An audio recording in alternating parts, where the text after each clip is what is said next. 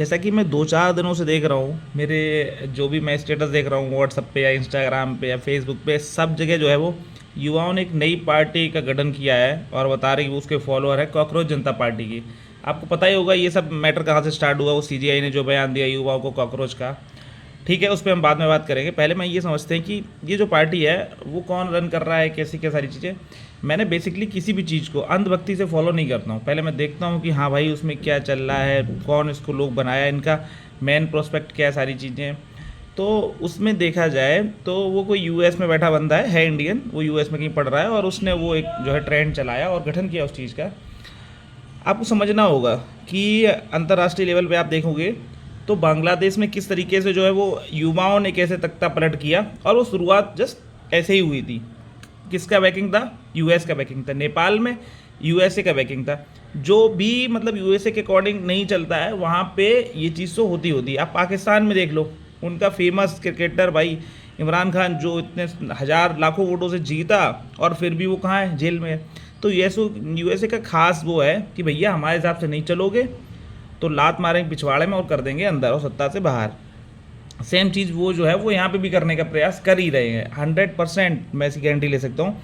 नहीं तो ये मूवमेंट अगर बड़ा होगा तो आप देखोगे कि कैसे, क्योंकि कोई भी चीज़ सोशल मीडिया पे ट्रेंड इतनी आसानी से नहीं होती, वो भी पॉलिटिकली मतलब एक कनेक्ट कर रही है वो चीज़। तो उसमें कहीं ना कहीं 100% यूएसए का जो है वो बैकिंग है ही है। पर इसमें मैं एक चीज़ और ऐड ऑन करना चाहूँगा कि सब लोग कहेंगे अरे चलो यूएसए मान लो कर भी रहा है बैकिंग तो युवाओं के लिए अच्छा है, तो नहीं है भाई युवाओं के लिए अच्छा, बिल्कुल भी युवाओं के लिए अच्छा नहीं है। हमारे नेशनल मैटर्स में कोई भी दूसरा कंट्री इंटरफेयर करे ये मैं कतई बर्दाश्त नहीं है। तीसरी चीज़ आप ये समझो कि अब कुछ लोग कहेंगे कि अरे तुम तो मोदी जी के भक्त हो, ये वो नहीं भाई। मैं भी गवर्नमेंट के जो भी अभी जैसे नीट का पेपर एग्ज़ाम जो है वो लीक हुआ है, ठीक है, या बाकी जो इंटरनेशनल अभी इन्होंने जो डीजल या पेट्रोल जो है वो नहीं खरीद पा रहे हैं ईरान से या फिर रसिया से, यूएसए की प्रेशर की वजह से, मैं उसका घोर निंदा करता हूँ, खूब जम के इनका विरोध करता हूँ। पर मैं अपने विरोध के चक्कर में अपने नेशनल मैटर्स में किसी इंटरनेशनल बंदे को नहीं घुसेड़ना चाहूँगा कि जो कि हमारे देश में जो है वो अस्थिरता फैलाए। ठीक है, हम जो है वो राष्ट्रवादी लोग हैं।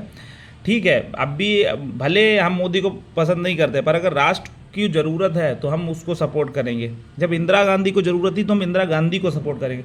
कल को राहुल गांधी अगर सत्ता में आए तो हम उनको भी सपोर्ट करेंगे, अगर वो नेशन के साथ खड़े हैं तो। ये नहीं कि नहीं, अरे युवाओं ने खुद भी क्या किया है आप बताओ ना। हमारी 20% 30% से प्लस जनसंख्या है और आप समझो हम देश साफ नहीं रख पा रहे हैं। ठीक है, हम ऐसे लोगों को वोट नहीं दे पा रहे हैं जो हमारे लिए सही काम कर पाए। तो युवाओं ने भी तो अपना फ़र्ज़ नहीं निभाया है। युवाओं ने भी तो जात के नाम पे, धर्म के नाम पे वोट डाला है। तो आप उनके लिए क्या कहोगे? युवा कोई ऐसा बहुत ट्रेंडिंग काम नहीं कर रहे कि हम युवा है, हम भाई कॉकरोच ही हो। ये रियलिटी है, कॉकरोच ही हो। अब मैं आपको एक और एग्जांपल लेके बताता हूँ। मेरे बिजनेस में हम सोलर का काम करते हैं तो हमको जो है वो टेक्नीशियन की रिक्वायरमेंट होती है।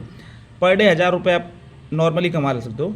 हम फ्री ऑफ कॉस्ट ट्रेनिंग भी प्रोवाइड करते हैं। जब तक आप ट्रेनिंग करोगे हमारे पास लगभग 10 से 12 दिन की, तब भी हम आपको जो है वो उसका भी पेमेंट दे रहे हैं। ऐसा नहीं कि फ्री ऑफ कॉस्ट है।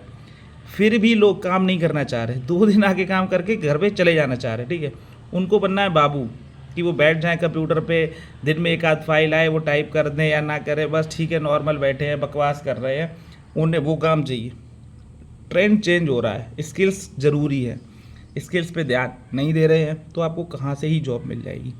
और अगर कोई ऐसा कह रहा है किसी के पास जॉब नहीं है, ठीक है, हाँ वो हो सकता है, मान लो उसने जो है वो एमए किया हो, पीएचडी किया हो और फिर वो उस लेवल की, तो उस लेवल की तो जॉब्स नहीं है। इसका मैं बिल्कुल सपोर्ट करता हूँ कि भाई उस लेवल की जॉब्स नहीं है। हर कोई आईएएस भी नहीं बन सकता है, ना ही आईएएस की इतनी वैकेंसी निकाली जा सकती है।